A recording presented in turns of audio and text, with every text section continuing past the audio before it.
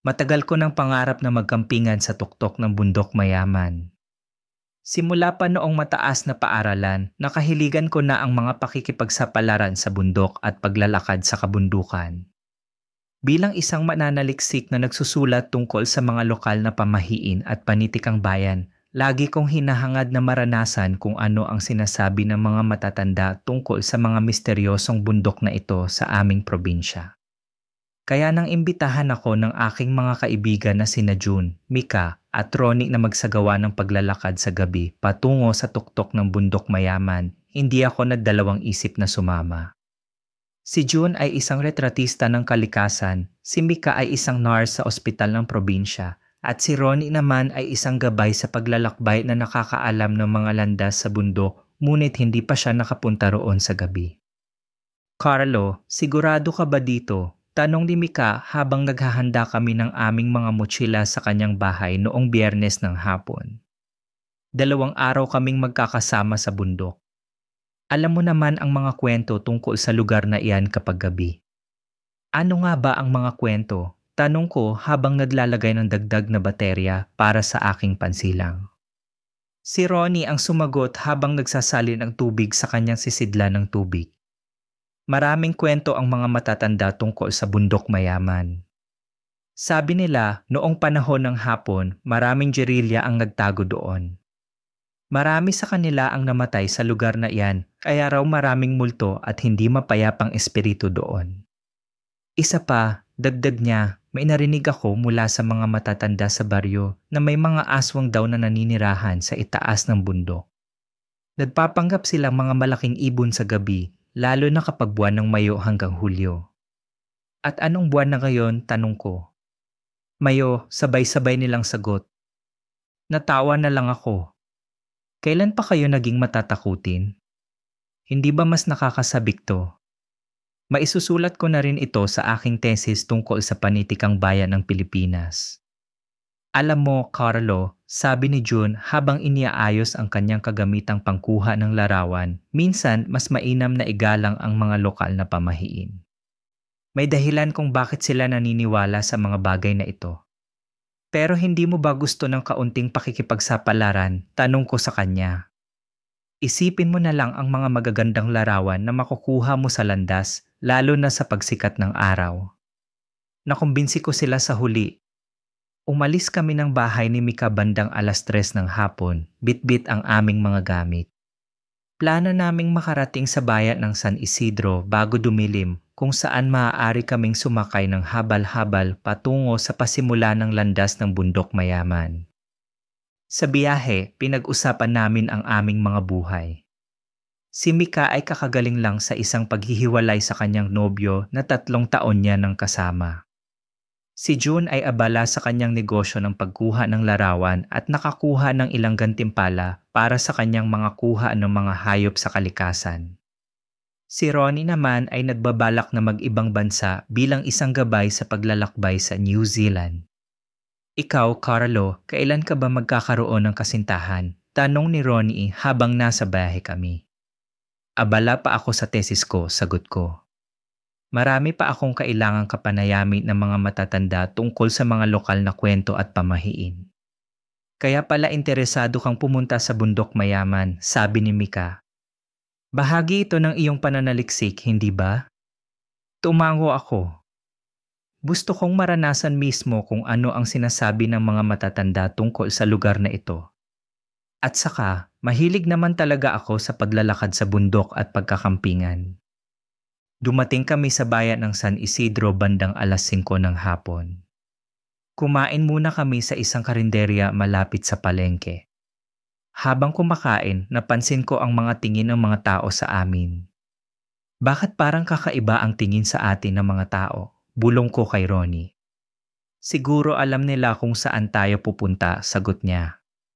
Hindi kalimitan na may mga bisita o tagalabas na pumupunta sa bundok mayaman, lalo na sa ganitong oras. Pagkatapos kumain, nagtanong kami kung saan maaaring makahanap ng habal-habal na pwedeng maghatid sa amin sa pasimula ng landas ng bundok. Isang matandang lalaki ang lumapit sa amin. Kayo ba yung mga taong gustong pumunta sa bundok mayaman? Tanong niya. Opo, sagot ko. Paano niyo po nalaman? Maliit na bayan ito, anak. Mabilis kumalat ang balita. Ako si Mang Tirso. Pwede ko kayong ihatid doon pero may babala ako. Ano po yon? Tanong ni Mika. Hindi magandang pumunta sa bundok na iyon kapag gabi, sabi niya habang hinihimas ang kanyang ubanin na balbas. Maraming kwento ang mga ninuno namin tungkol sa lugar na iyon. May mga nilalang daw na hindi dapat ginugulo. Mga pamahiin lang po yan, sabi ko, kahit na sa loob-loob ko ay nasasabik ako na makarinig ng mga ganitong kwento para sa aking pananaliksi. Nagpunta na rin po kami sa ibang bundok at wala namang nangyaring masama. Iba ang bundok mayaman pagpupumilit ni Mang Tirso. Pero kung desidido kayo, pwede ko kayong ihatid. 2 habal-habal ang kailangan natin dahil 4 kayo at marami kayong dala. Sumakay kami sa habal-habal. Ako at si June sa isang motor habang si Mika at Ronnie naman ay sa isa pa. Habang lumalayo kami sa bayan, unti-unting dumidilim ang paligid. Ang mga parang at bukid ay napalitan ng mababang kagubatan at nang tuluyan na kaming mapalayo sa bayan, napansin ko kung gaano katahimik ang paligid. Mang Tirso, tanong ko habang nakakapit sa kanya, ano po ba talaga ang mga kwento tungkol sa bundok mayaman? Marami, anak, sagot niya habang nagmamaneho.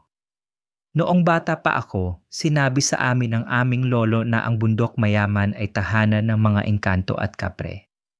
May iba pang nilalang doon na mas mapanganib, mga aswang na nagpapanggap ng mga malaking ibon sa gabi.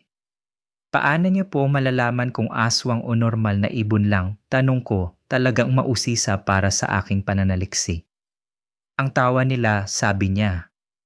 Kapag narinig mo ang tunog na parang batang tumatawa sa gitna ng kagubatan at walang batang nakikita, yon ang aswang. Lumalaki ang kanilang mga mata kapag nakakita sila ng tao at nagpapakita sila bilang malaking kwago o ibong lawin. Pero huwag kang mag-alala, may mga paraan para maprotektahan ang sarili. Ano po ang mga paraan na iyon? Tanong ko. Magdala ka ng bawang, asin at itim na paminta. Ayaw nila ng amoy ng mga iyan. At kung makakita ka ng aswang, huwag kang titingin direkta sa mga mata nila. Nakukuha nila ang kaluluwa mo sa ganoong paraan. Napansin kong may pagdududa sa boses ni Mang Tirso na para bang hindi niya sigurado kung dapat niyang sabihin sa amin ang mga bagay na ito. Ngunit bilang mananaliksik ng panitikang bayan, nasasabik ako sa mga detalyeng ito. Habang patuloy kaming umaakayat sa burol na daan patungo sa bundok, dumilim na ng tuluyan ang paligid. Tanging ang ilaw mula sa mga habal-habal ang nagbibigay liwanag sa aming daan. Napansin ko rin na unti-unting bumabagal ang takbo ni Mang Tirso. Mang Tirso, may problema po ba? Tanong ko. Malapit na tayo sa pasimula ng landas, sagot niya, pero may nakikita akong kakaiba sa daan. Tumingin ako sa direksyon ng kanyang tingin at nakakita ng isang matandang babae na naglalakad sa gilid ng daan. Ang kakaiba, kahit na madilim na at malayo kami sa pinakamalapit na bahay, nag-iisa siyang naglalakad at may daladalang mabigat na basket na puno ng mga dahon, sanga at kung ano pang mga bagay na hindi ko matukoy. Ang mas kakaiba pa, kahit na malakas ang ilaw ng aming mga motorsiklo, parang hindi niya kami napapansin. Mang Tirso, sino po kaya yung matanda? Tanong ko. Naramdaman ko ang pagkatigilan niya. Anong matanda? Tanong niya at napalingon sa akin. Yung matandang babae po sa gilid ng daan, may daladalang basket, turo ko. Tumingin siya sa direksyon na tinuro ko at bigla siyang namutla. Wala akong nakikitang matanda, sabi niya at bigla niyang binilisan ang pagmamaneho. Naguluhan ako at muling tumingin sa lugar kung saan ko nakita ang matanda pero wala na nga siya roon. Napatingin ako kay June na nasa likod ko at nakita kong nakatingin din siya sa direksyong iyon na para bang may nakita rin siya. Pagdating namin sa pasimula ng landas, bumaba kami mula sa mga habal-habal at inayos ang aming mga mochila. Si Mang Tirso ay mukhang nababalisa. Hanggang dito na lang ako, sabi niya. Hindi ako pwedeng umakyat sa bundok, lalo na ngayong gabi. Bakit po? Tanong ni Mika. May mga bagay na hindi dapat ginugulo, sagot niya. Pero kung talagang gusto niyong umakyat, may maliit na tindahan na sari-sari doon sa dulo ng daan. Doon ko kayo hihintayin. Ayokong umuwi mag-isa pagkatapos kong makita. Tumigil siya sa pagsasalita na para bang may gustong sabihin pero nagbago ang isip. Pagkatapos niyong makita ang ano, Mang Tirso, tanong ko. Wala, sagot niya. Basta ingat kayo. At kung may marinig o makita kayong kakaiba, huwag kayong magpapahalata na takot kayo. Lumakas ang loob nila kapag naaamoy nila ang takot. Nagkatinginan kaming apat. Hindi ko alam kung dapat ba kaming masabik o matakot sa mga babala ni Mang Tirso. Sige po, Mang Tirso, sabi ko. Hihintayin niyo po kami bukas ng umaga sa tindahan na sari-sari. Anak, sagot niya. Mag-iingat kayo. Habang naglalakad kami patungo sa landas, napansin kong tahimik sina June, Mika at Ronnie. Mga kaibigan, huwag kayong matakot sa mga sinabi ni Mang Tirso, sabi ko para buhayin ang kanilang loob. Normal lang yan sa mga matatanda sa probinsya. Marami silang kwento at pamahiin tungkol sa mga bundok at gubat. Pero nakita mo rin yung matanda, hindi ba? Tanong ni June, ako rin, nakita ko siya. Pero sina Mika at Ronnie wala silang nakita. Baka pagkakataon lang, sabi ko, kahit nasa loob-loob ko ay nagtataka rin ako. Baka may nakatira doon malapit sa pasimula ng landas at normal lang na may makita tayong tao doon. Pero bakit hindi siya nakita ni Mang Tirso? Tanong ni June at wala rin siyang nakita sina Mika at Ronnie. Mga kaibigan, magtuon tayo sa paglalakad, sabi ni Ronnie na halatang gusto nang baguhin ang paksa.